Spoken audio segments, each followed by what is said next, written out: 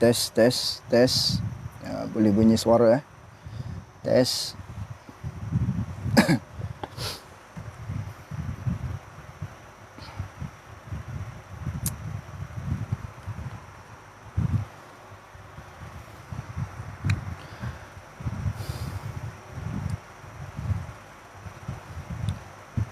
Bismillahirrahmanirrahim. Alhamdulillahi rabbil alamin.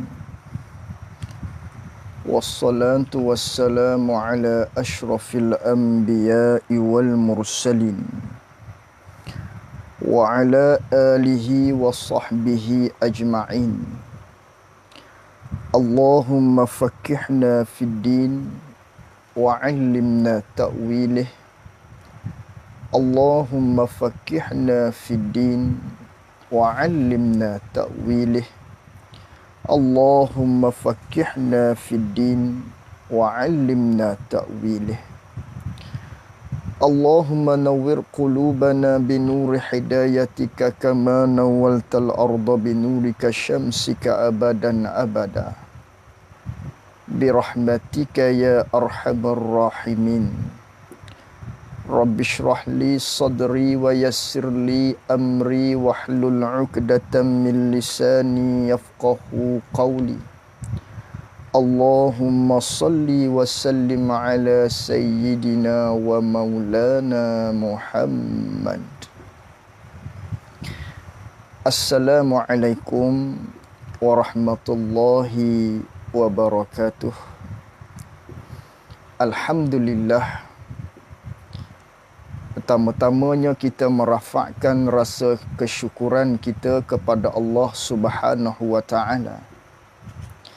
Dengan limpah dan karuniaan daripada Allah, dapat lagi pada malam ini kita meneruskan muzakarah kita menerusi kitab Faridatul Faraid yang dikarang oleh Syekh Ahmad Ibnu Muhammad Zain Al-Fatani rahimahullahu ta'ala. Anjuran untuk kuliah Isyak secara online ini, anjuran daripada Surau Haji Ismail, Puncak Alam, Selangor. Di mana pada malam ini kita akan sambung kuliah secara online kita, anjuran Surau Haji Ismail Puncak Alam pada halaman muka surat 18 bagi kitab Jawi pada baris yang ketiga dibilang daripada bawah. Muka halaman 18 baris yang ketiga dibilangkan daripada bawah. Qala al-muallif rahimahullahu ta'ala wa nafa'ana bi'ulumihi wa bi'ulumina fid daraini amin ya rabbal alamin. Kata pengarang rahimahullahu ta'ala, katanya, dan wajib atas mukallaf, wajib atas mukallaf mengerjakan tiap-tiap barang yang difardukan atasnya atas mukallaf dan tertahan daripada mengerjakan barang yang diharamkan atasnya atas mukallaf. Muslimin muslimat, sahabat-sahabat yang dikasihi oleh Allah Subhanahu wa taala. Pada malam ini kesinambungan kita menerusi kitab Faridatul Faraid, yang mana di dalam kitab ini ialah kitab aqidah ataupun kitab usuluddin. Kitab yang membicarakan berkaitan dengan ilmu tauhid. Maka di dalam kitab usuluddin ataupun aqidah ataupun kitab tauhid, ianya berkaitan dengan huraian rukun iman yang 6 perkara. Maka di dalam kitab-kitab tauhid, kitab usuluddin, kitab tauhid ni yang merupakan silibusnya, terkandung di dalamnya berkaitan dengan huraian-huraian berkaitan dengan rukun iman yang 6 perkara, maka di dalam huraian tersebut terbahagi kepada 3 bab yang besar. Yang pertamanya iaitulah bab uluhiyah. Yang keduanya iaitulah bab nubuwah. Dan yang ketiga iaitulah bab sam'iyah. Maka dalam kitab-kitab usuluddin tidak lari daripada 3 bab ini pada perbicaraannya. Bab uluhiyah yang pertama, yang kedua iaitulah bab nubuwah, bab kenabian, dan yang ketiga iaitulah bab sam'iyah.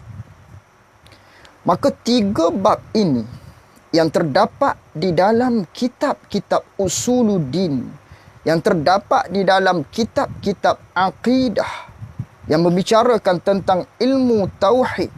Maka 3 bab ini ni ialah merangkumi huraian berkaitan dengan rukun iman yang 6 perkara. Bab uluhiyah, bab ketuhanan, ianya huraian berkaitan dengan beriman ataupun kepercayaan kita sebagai orang yang beriman kepada Allah. Rukun iman yang pertama. Maka huraian berkaitan dengan percaya kepada Allah, huraian berkaitan dengan rukun iman yang pertama ini terkandung di dalam kitab akidah di dalam bab yang pertama, iaitulah bab uluhiyah. Manakala setelah kita tamat bab uluhiyah, bab ketuhanan yang merungkai berkaitan dengan kepercayaan i'tiqad kita kepada Allah Subhanahu wa taala, beralih pula kepada bab yang kedua di dalam ilmu akidah, ilmu tauhid, iaitulah berkaitan dengan bab nubuwah ataupun bab risalah, bab kenabian ataupun bab kerasulan. Di mana bab yang kedua ini ialah untuk menghuraikan kepada kita berkaitan dengan rukun iman yang keempat, iaitulah kepercayaan kita, i'tiqad kita, percaya kita kepada sekalian Rasul.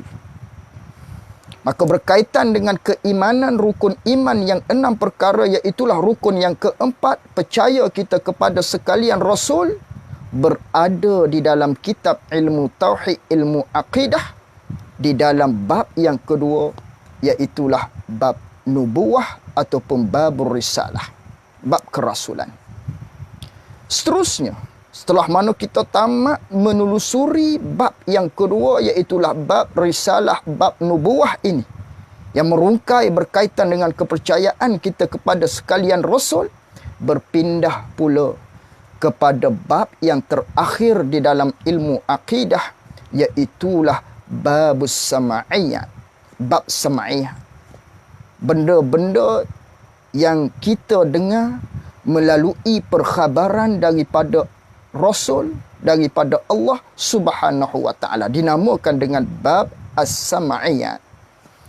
Maka di dalam bab sam'iyah ini pula ialah merungkai berkaitan dengan kepercayaan, keimanan kita di dalam rukun iman yang 6 itu, iaitulah berkaitan dengan kepercayaan, keimanan kita kepada malaikat, keimanan kita kepada segala kitab-kitab, keimanan kita kepada segala keimanan kita kepada hari kiamat. Adapun qada dan qadar, rukun iman yang ke-6, percaya kepada ketentuan baik dan buruk, qada dan qadar Allah Subhanahu wa taala, yang itu telah masuk di dalam bab uluhiyah, bab ketuhanan di dalam sifat Allah, iaitulah sifat qudrat dan juga sifat iradah. Itu termasuk di dalam perkara tersebut. Masuk di dalam huraian sifat qudrat dan juga sifat iradah, iaitulah keimanan kita kepada qada dan qadar Allah Subhanahu wa taala.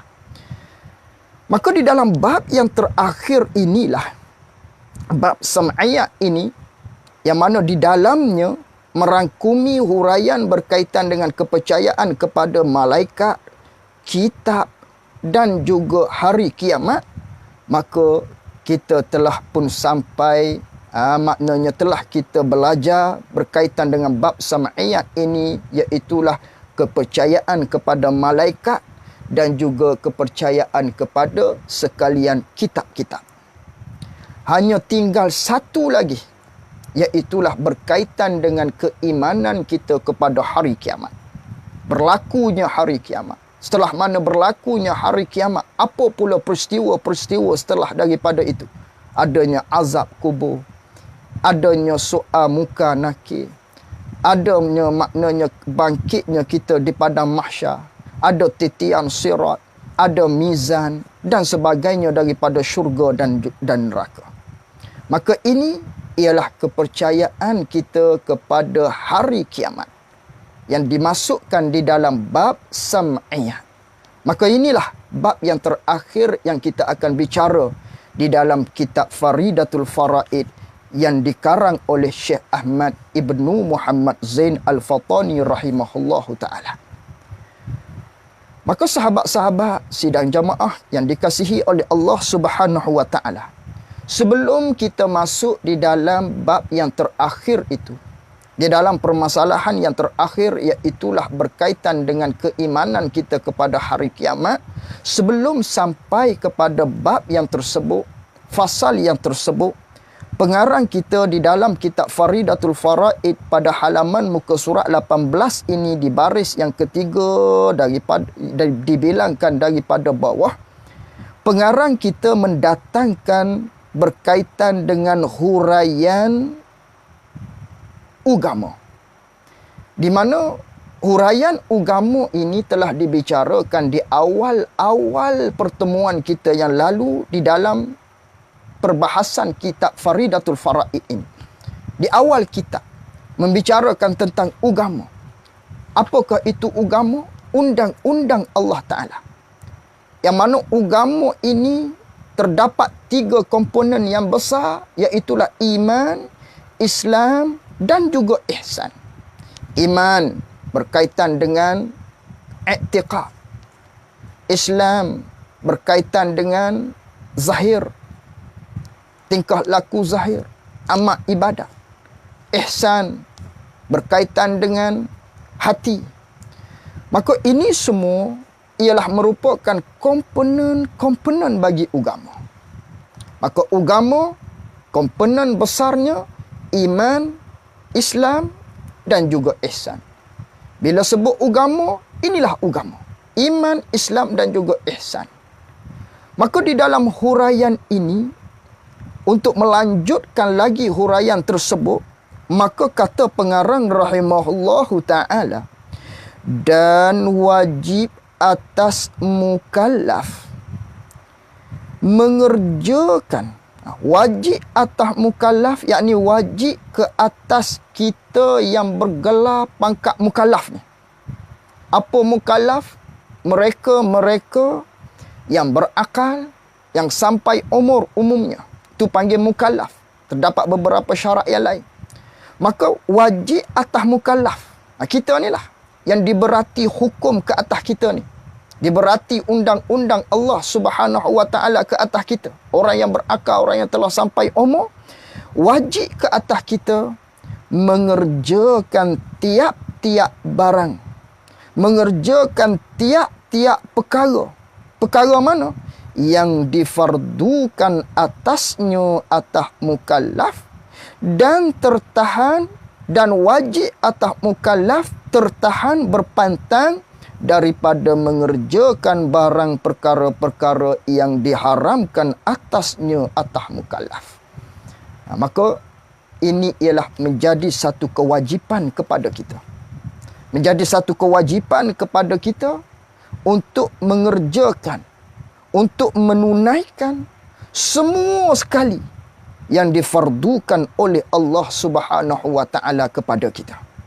Juga menjadi satu kewajipan kepada kita untuk berpantang daripada mengerjakan perkara-perkara yang diharamkan oleh Allah Subhanahu wa taala. Ini menjadi satu kewajipan kepada kita.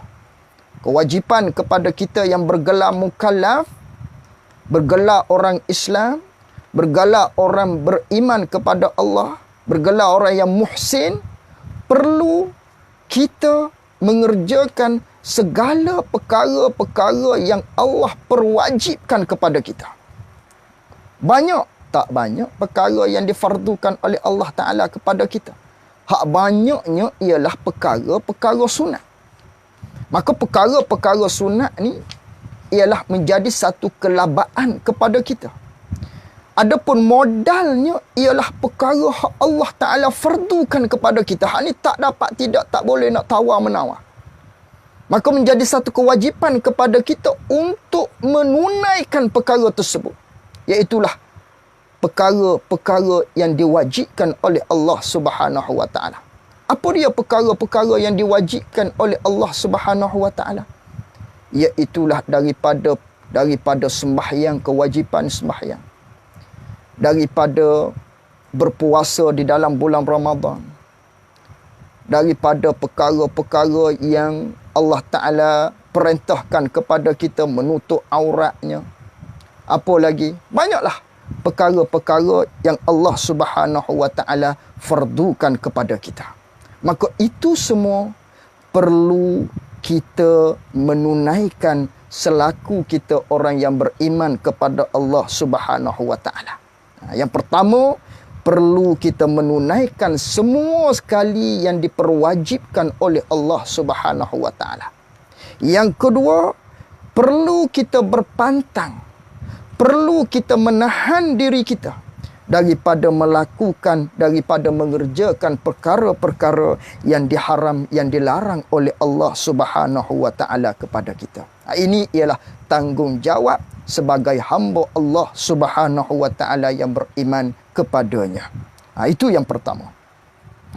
Maka kata pengarang rahimahullahu taala, maka wajib atasnya atas mukallaf. Maka wajib atasnya atas mukallaf. Ni maka ni dia panggil maka tafriq. Di mana pengarang kita tadi menyatakan menjadi satu tanggungjawab kepada kita, kewajipan kepada kita mengerjakan perkara-perkara yang difardukan oleh Allah. Maka perkara-perkara yang difardukan oleh Allah Ta'ala tu banyak. Walaupun sungguh pun banyak, tapi tak sebanyak perkara-perkara yang sunat. Maka perkara yang difardukan oleh Allah Subhanahu wa taala di antaranya ni, maka wajib, dah kita wajib ke atas kita mengerjakan, menunaikan semua sekali perkara yang difardukan atas kita oleh Allah. Maka tafriqnya, maka dah begitu, maka wajib atasnya, atas tiap-tiap mukallaf menyuruh dengan ma'ruf, menyuruh akan manusia dengan ma'ruf, yakni dengan mengerjakan perkara-perkara yang baik, dan menegahkan, yakni menegahkan akan manusia daripada mungkar, yakni daripada mengerjakan perkara-perkara yang dilarang oleh Allah Subhanahu wa taala. Ini menjadi satu tanggungjawab kepada kita.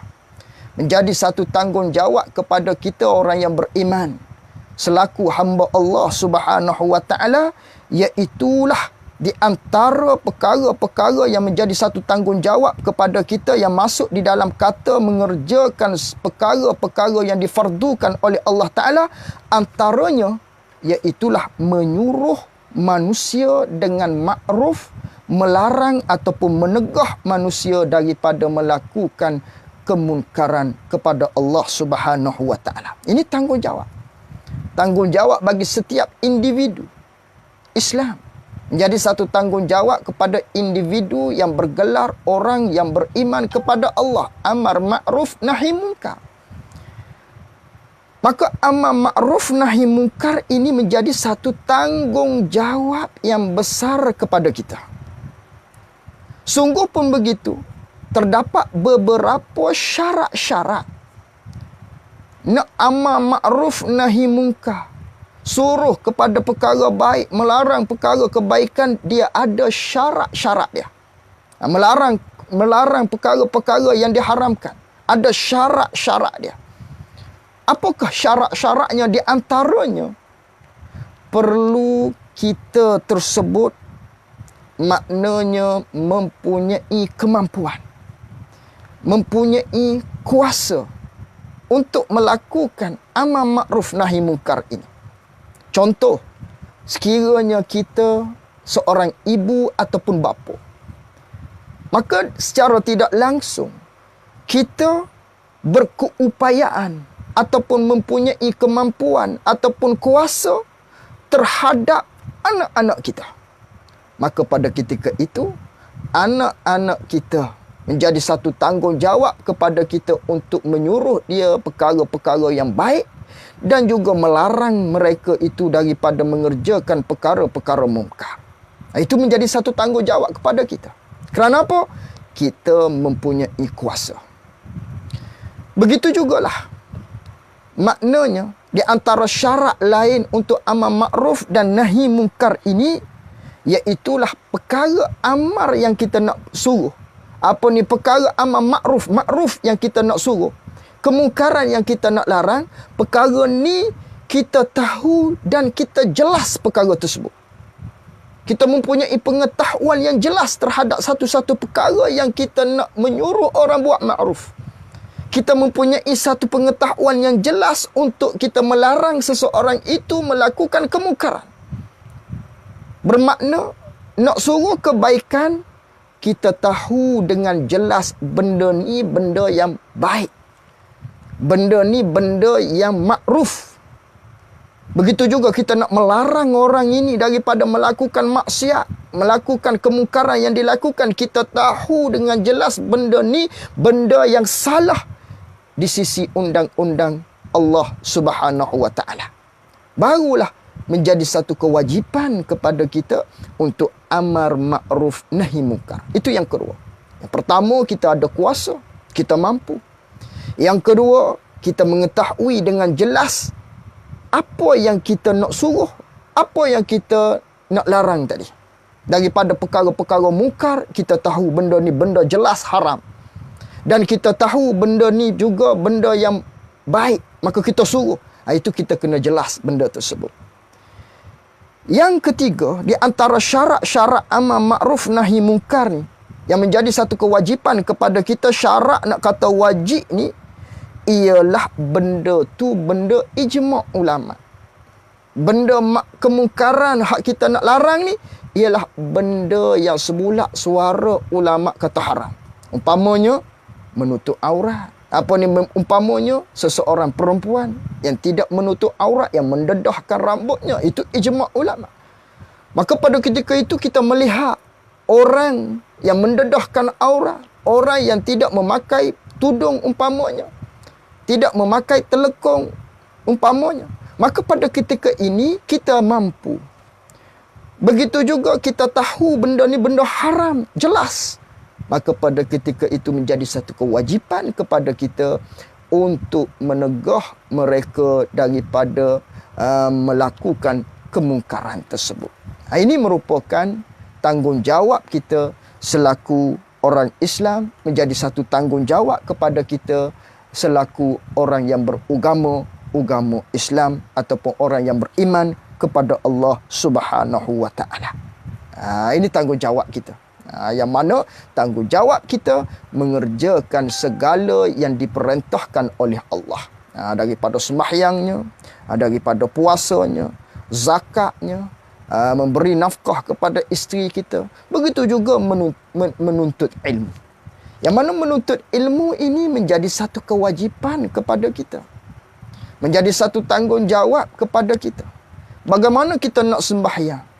Bagaimana kita nak menunaikan ibadat kepada Allah Subhanahu wa taala daripada sembahyangnya, puasanya, zakatnya dan lain-lain daripada perkara yang difardukan oleh Allah atas kita, jikalau kita tidak mempunyai ilmu?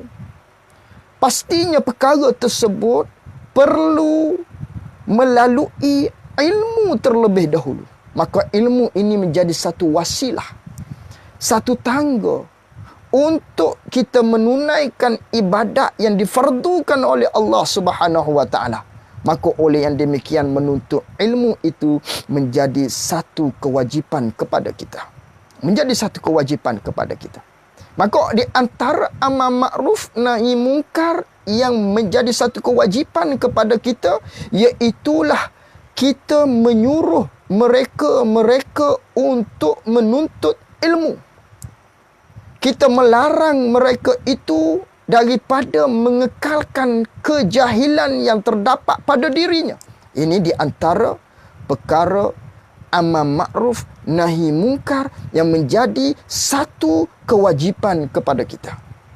Lebih-lebih lagi bagi mereka yang mempunyai tanggungjawab di dalam organisasi, surau dan juga masjid dalam mengaturkan kuliah-kuliah ataupun dalam mengaturkan jadual-jadual pengajian di surau-surau mereka.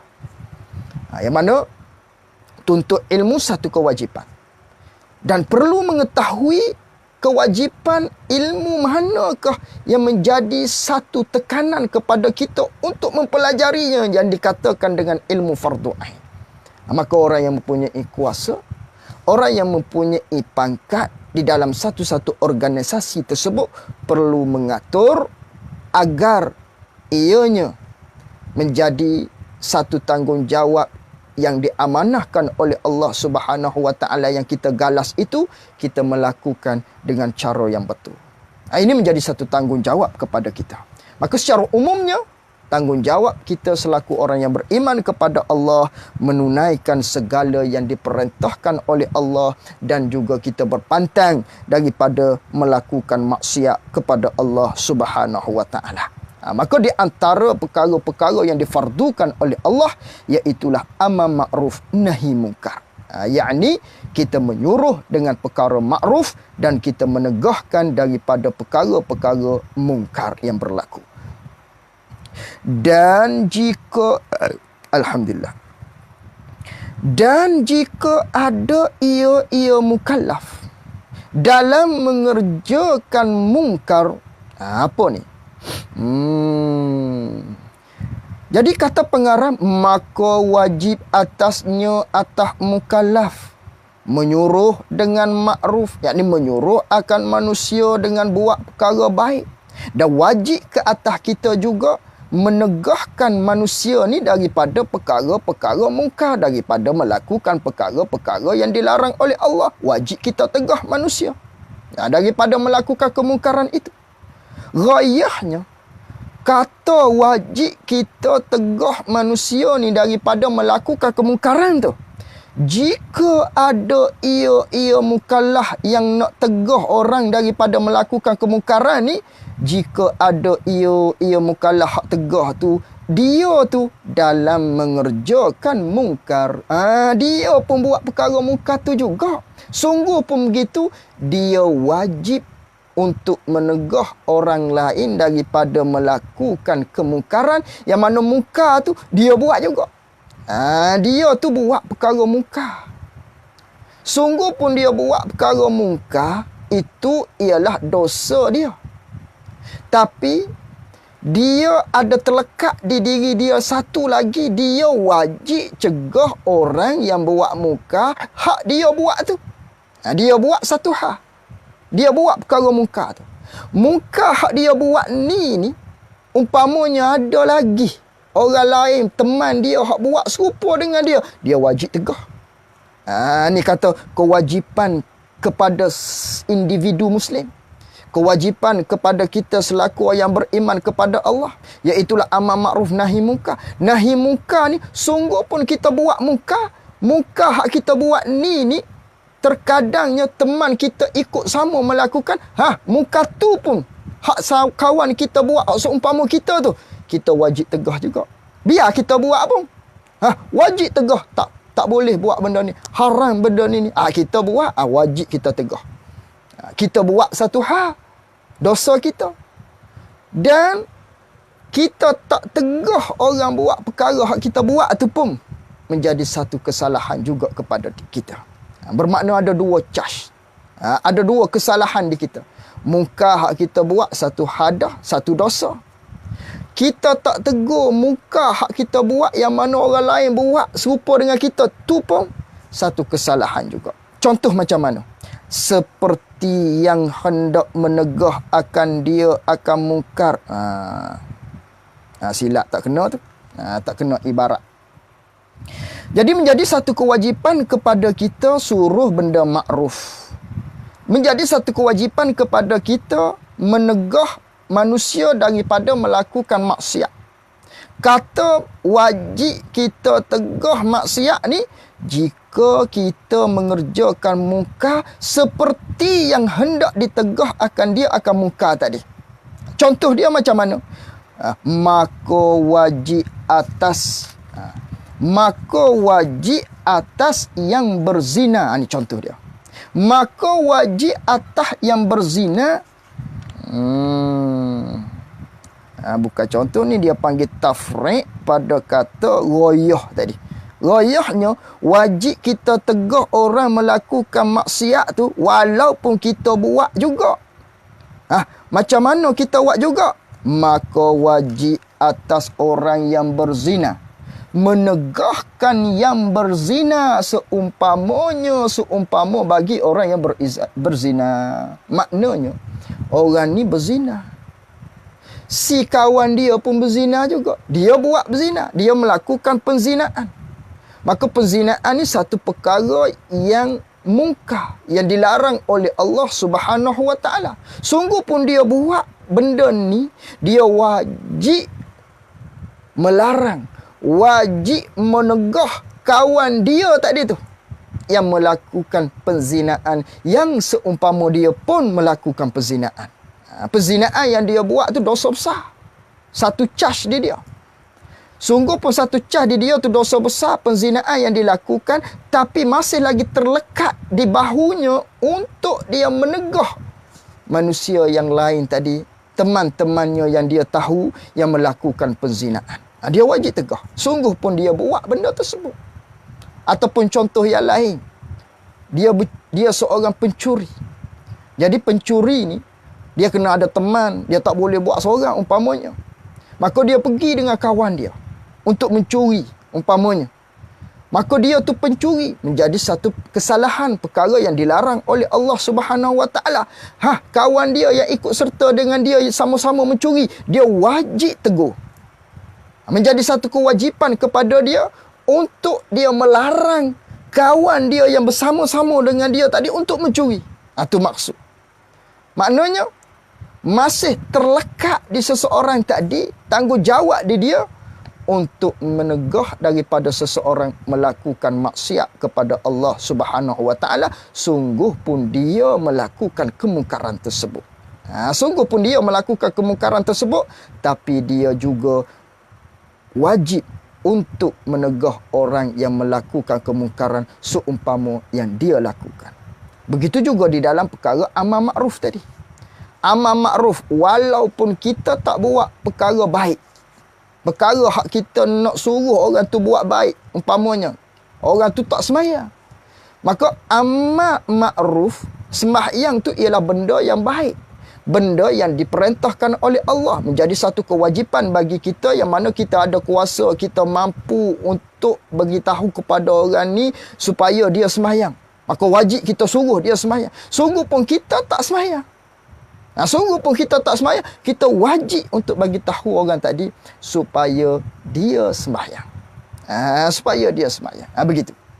Jadi di dalam bab ni ianya maknanya menjadi satu kewajipan kepada kita setiap individu yang bergelar orang Islam ataupun orang yang beriman, iaitulah amar makruf nahi munkar dengan syarat-syarat yang telah kita bagi tahu pada minit yang lepas. Habis kat situ. Itu tanggungjawab kita. Dan wajib memeliharakan. Dan wajib memeliharakan, yakni wajib kepada kita tiap-tiap mukallaf. Wajib kita kena apa? Memeliharakan kulliyat yang 6. Wajib kita kena jaga, pakat-pakat jaga kulliyat yang 6 ni. Apa kuliah yang 6 ni? Kuliah maknanya perkara-perkara yang besar-besar. Boleh kita lihat di tepi kitab tu. Qauluhu kulliyah. Apa maksud kulliyah? Kulliyah ni ialah jamak daripada perkataan Arabnya kulli. Kulli. Jadi jamak dia kulliyah. Maka qauluhu kulliyah artinya beberapa perkara. Kuliah ni ialah beberapa perkara yang dibangsakan kepada sekalian. Beberapa perkara hak dibangsakan kepada banyak, kepada sekalian. Dan dinamakan dia kan kuliah ni dengan demikian itu, dan dinamakan dia akan perkara yang dibangsakan dengan sekalian ni dinama dengan demikian itu, demikian kuliah ni kerana apa? Kerana tercawang, kerana tercabang daripada kuliah ni, tercabang beberapa hukum-hukum, keputusan-keputusan yang banyak. Kerana tu nama kuliah. Kerana tu dinamakan kuliah. Maksudnya, kuliah ni kalau kita banding umpama dengan dahan. Apa ni? Umpama dengan umbi bagi pokok. Kalau ni sebuah pokok. Umbi dia tu. Jadi umbi dia tu, daripada situlah akan terranting, akan terberiuk, akan tercabang, tercawang dahan-dahan daripada buah-buah dan juga daun-daun dan sebagainya. Itu nama kuliah. Ataupun rumah kita. Rumah kita. Maka rumah kita tu nama kuliah. Maka dalam rumah kita tu ada banyak lagi perkara-perkara yang lain. Daripada sofanya, televisionnya, apa lagi dalam rumah kita ada tiangnya. Itu rumah tu panggil kuliah. Yang mana di dalam tu ada juzuk yang banyak-banyak. Maka begitulah. Kewajipan kepada kita memelihara kuliah yang 6. Apa kuliah?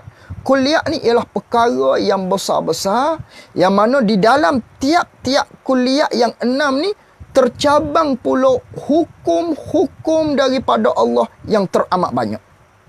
Tapi yang berada di dalam kuliah yang 6 ini. Sebab tu dinamakan kuliah.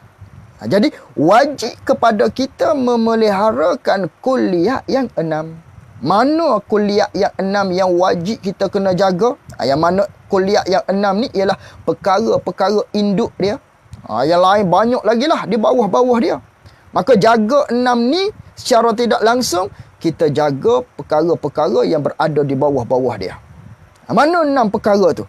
Pertamanya wajib kita jaga iaitulah agama. Wajib kita jaga yang pertamanya agama. Agama ni merupakan kuliah yang wajib kita kena jaga yang paling besar sekali. Iaitulah agama. Bagaimana nak jaga agama ni? Yang merupakan menjadi satu kewajipan kepada kita kena jaga. Jaga agama ni, maka memeliharakan dia kan agama. Yakni maka dikehendaki dengan memeliharakan dia kan agama ni. Ialah cara jaga agama ni, maksud jaga agama ni ialah dengan dipeliharakan. Ialah dengan kita jaga daripada jatuh pada kufur.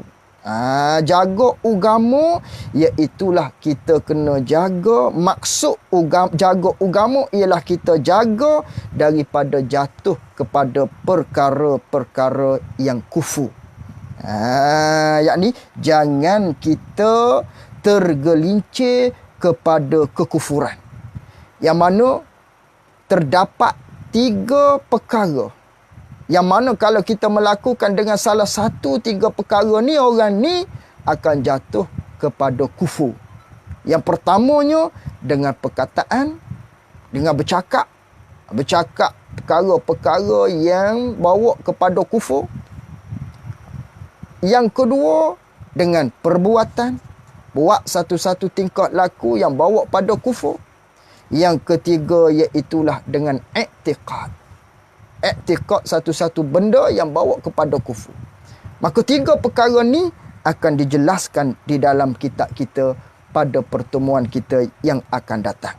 Di halaman muka surat 19 dia akan terangkan perkara-perkara yang membawa kepada kufur tadi.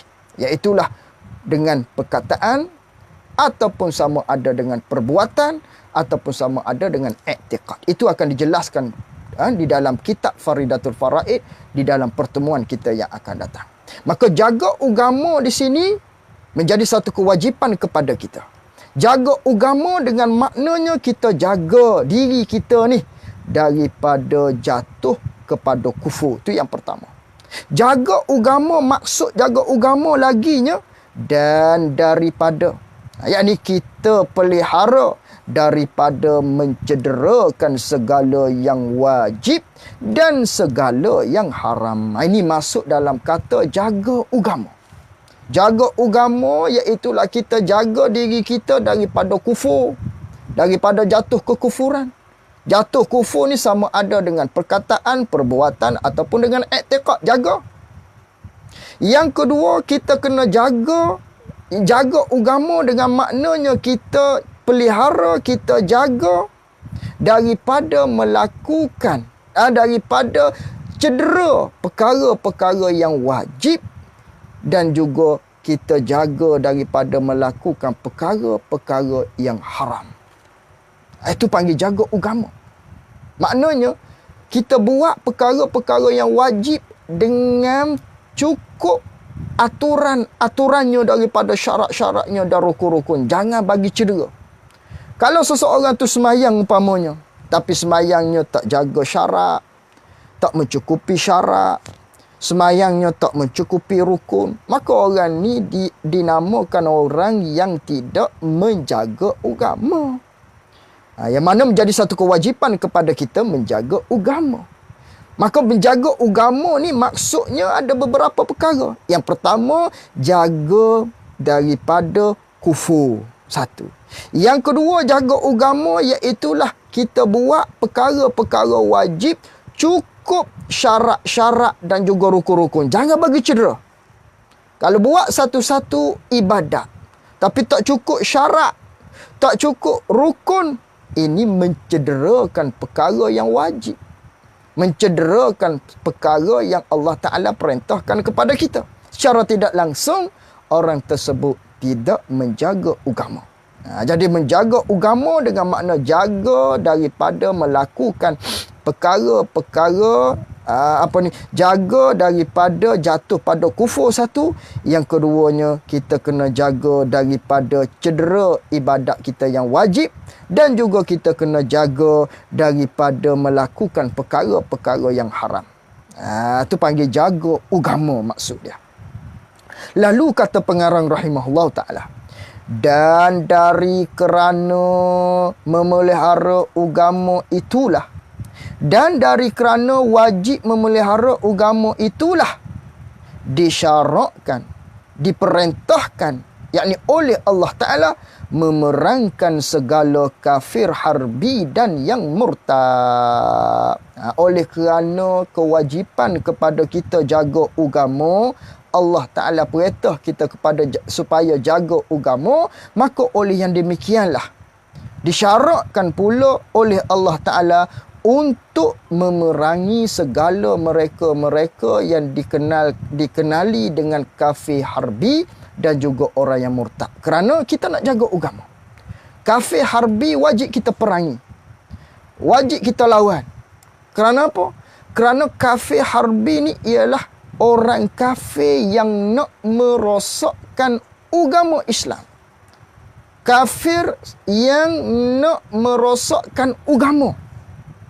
Maka oleh kerana dia nak merosakkan agama, agama menjadi satu kewajipan kepada kita untuk jaga. Oleh kerana dia nak merosakkan agama, maka kewajipan untuk kita memeranginya. Siapa yang wajib memerangi? Iaitulah daripada pihak-pihak yang berkuasa.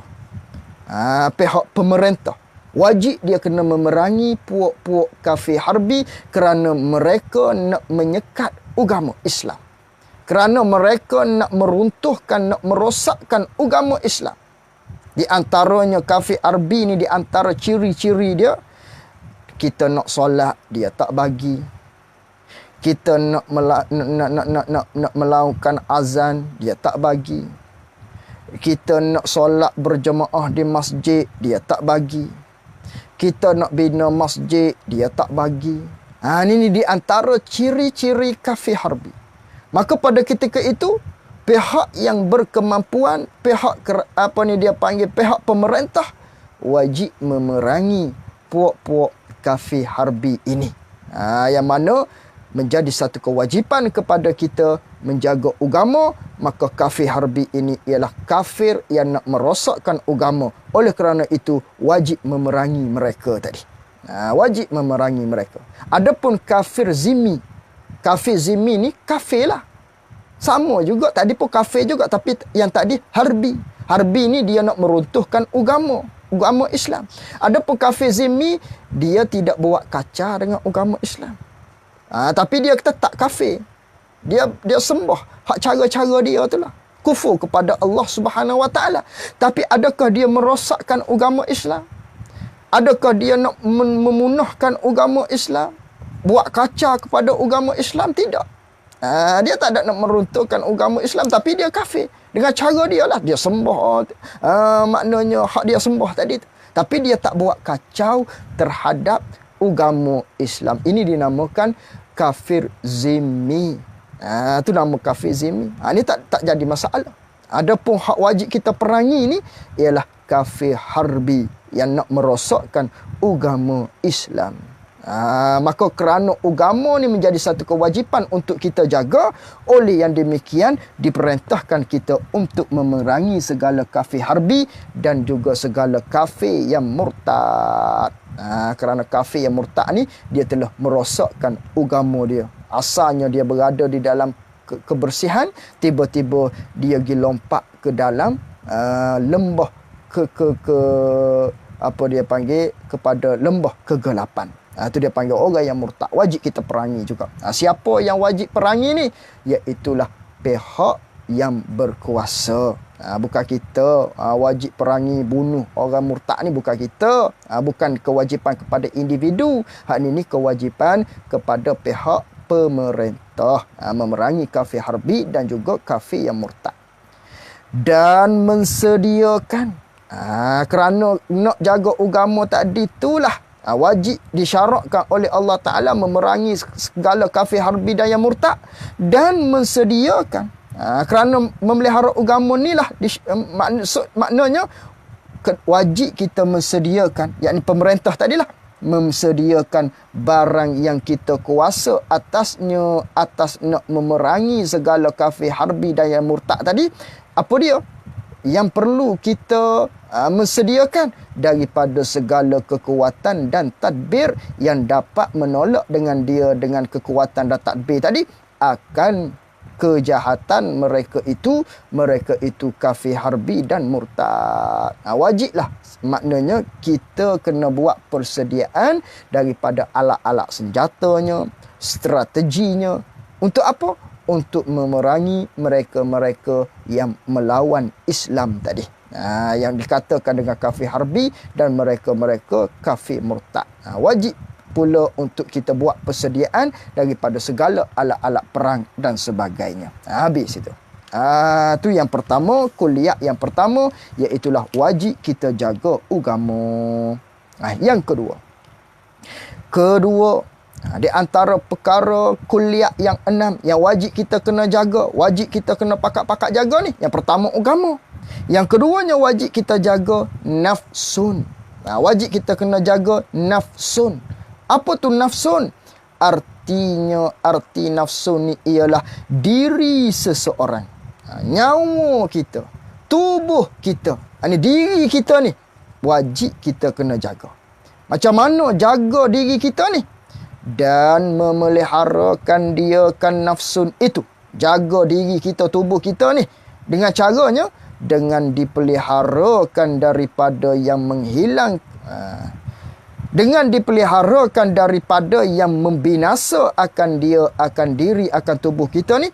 atau yang mudarat akan dia, akan tubuh ataupun akan diri kita. Jaga diri, jaga tubuh kita ni menjadi satu kewajipan. Caranya iaitulah kita jaga diri kita daripada buat perkara-perkara yang boleh membinasakan diri kita, yang boleh memudaratkan diri kita. Apa dia? Kita mencederakan diri kita sendiri, ambil pisau tikam diri sendiri, bunuh diri. Ini semua ialah haram kerana ianya seseorang tadi dia tidak jaga diri dia. Kena jaga diri.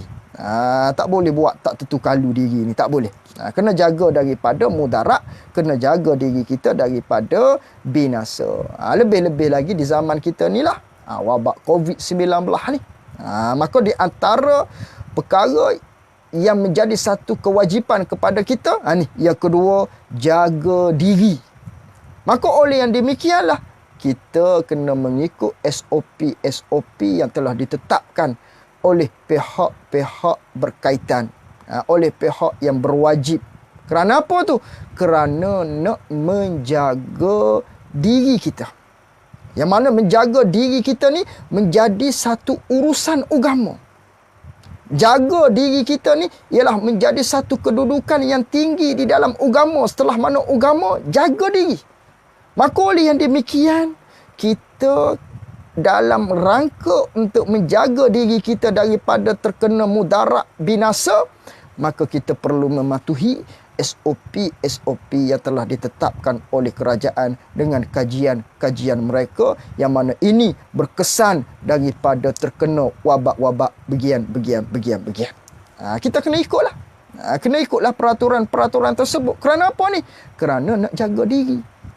Kerana nak jaga diri kita. Kalau diri kita tak sihat, diri kita tak mudarat, diri kita tu maknanya sakit, bagaimana kita nak meninggikan agama Allah Subhanahu wa taala? Maka oleh yang demikian menjadi satu kepentingan, iaitulah kita menjaga diri kita sendiri. Wajib kita kena jaga diri kita daripada kena kebinasaan ataupun kena mudarat. Itu yang kedua.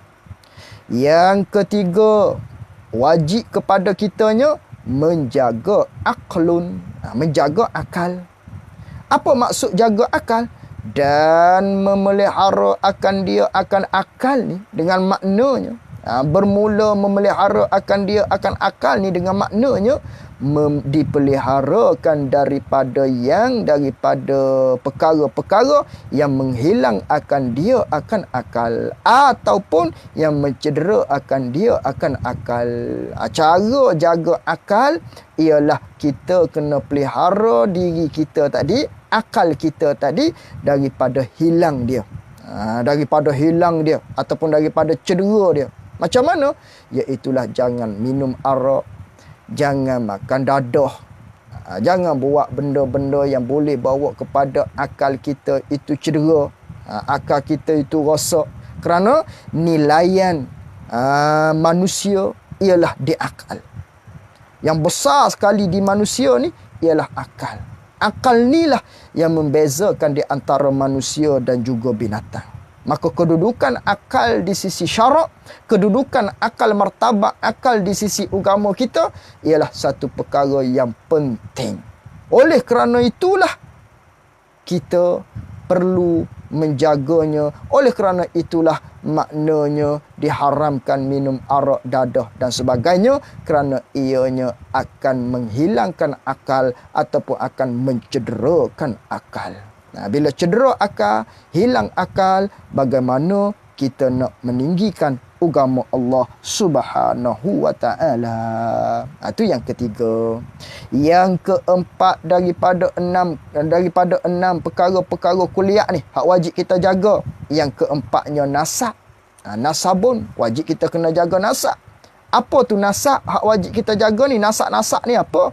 Iaitu nasab ni pertambatan antara bapa dan anak, atau panggil nasab. Jadi kita kena jaga titih baris. Kita kena jaga maknanya pertambatan seorang bapa dengan anak ni. Macam mana jaga dia? Dan memelihara, yakni dan bermula memeliharakan dia kan nasab ni.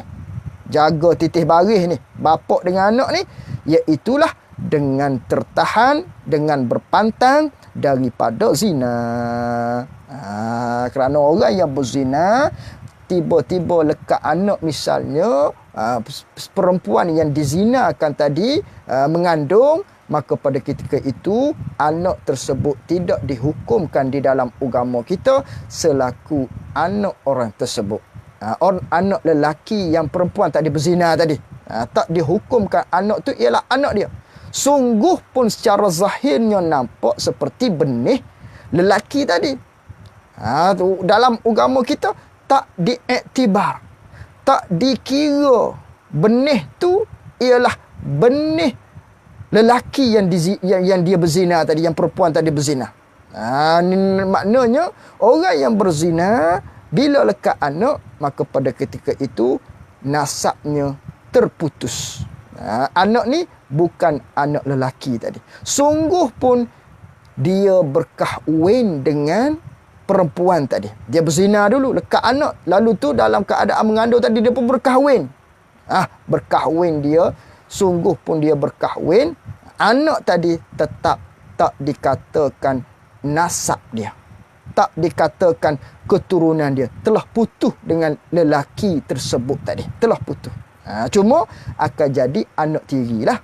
Dia akan jadi anak tiri, tukar status kepada anak tiri, bukan anak kandung pada ketika itu. Itu putus nasab, putus titih baris, putus pertambatan antara bapa dengan anak apabila seseorang itu maknanya melakukan penzinaan. Maka zina ni merupakan salah satu daripada dosa-dosa besar. Zina tu ialah salah satu daripada dosa-dosa besar. Maka di antara lorong dia, antara perkara yang boleh bawa kepada zina itulah wajib kita jauhi dia.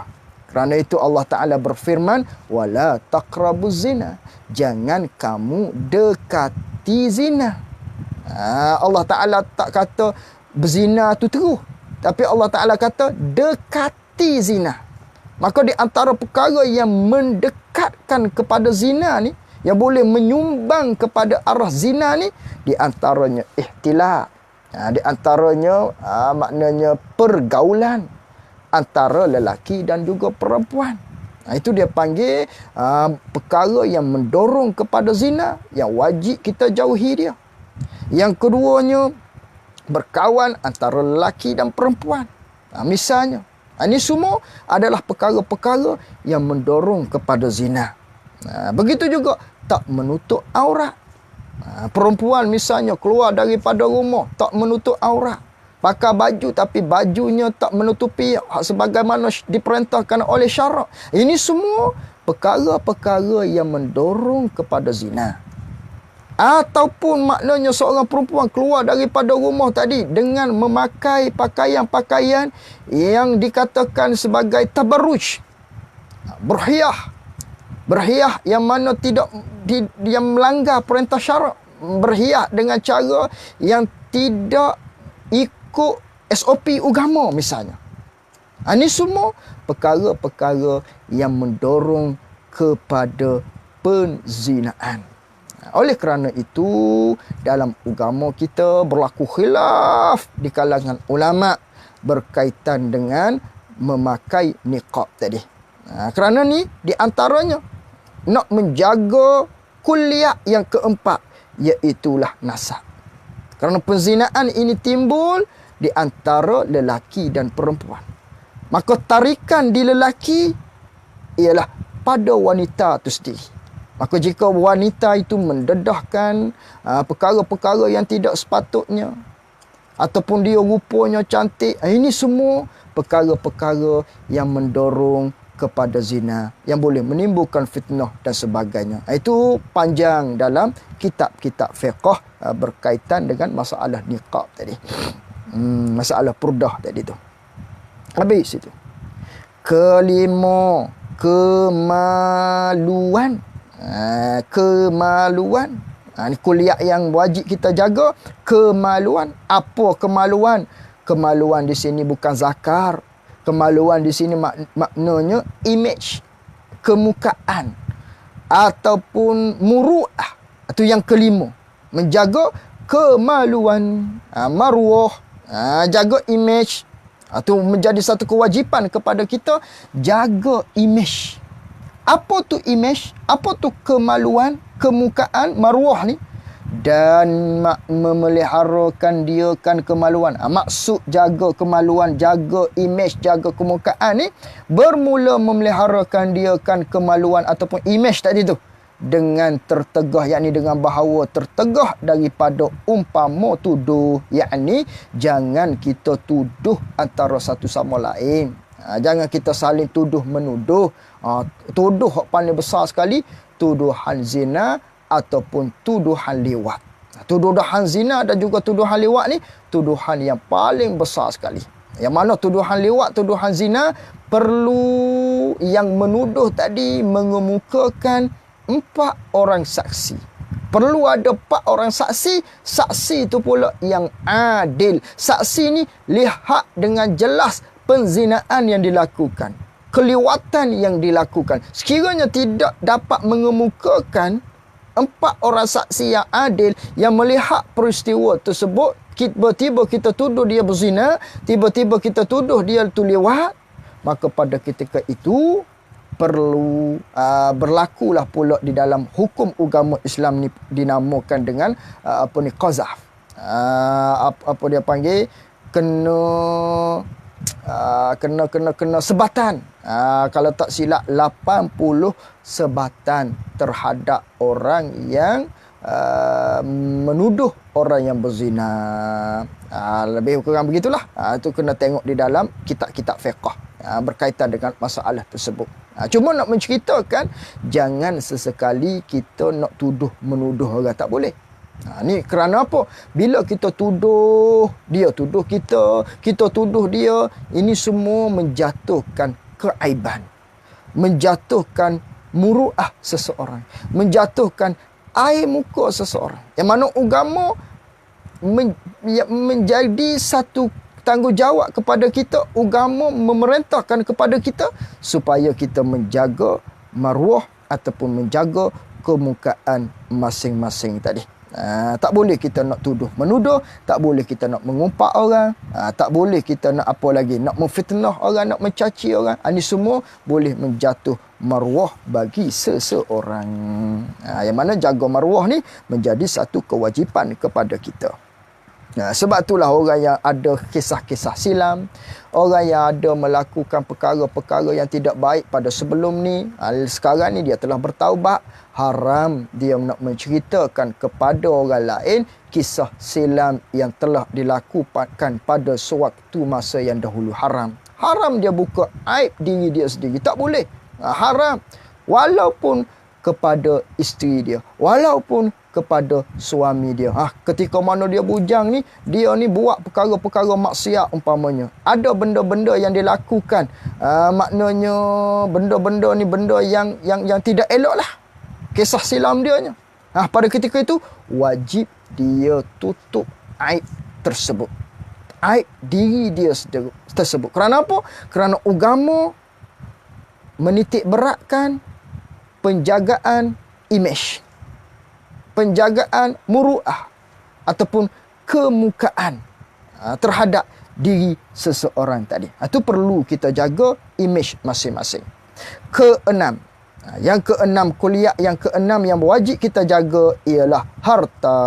Wajib kita jaga harta kita. Macam mana jaga harta dan memeliharakan dia kan harta, iaitulah dengan ketiadaan kita memperbuat dengan dia dengan harta. Jangan kita guna harta jangan kita memperbuat akan dengan dia dengan harta tadi. Jangan kita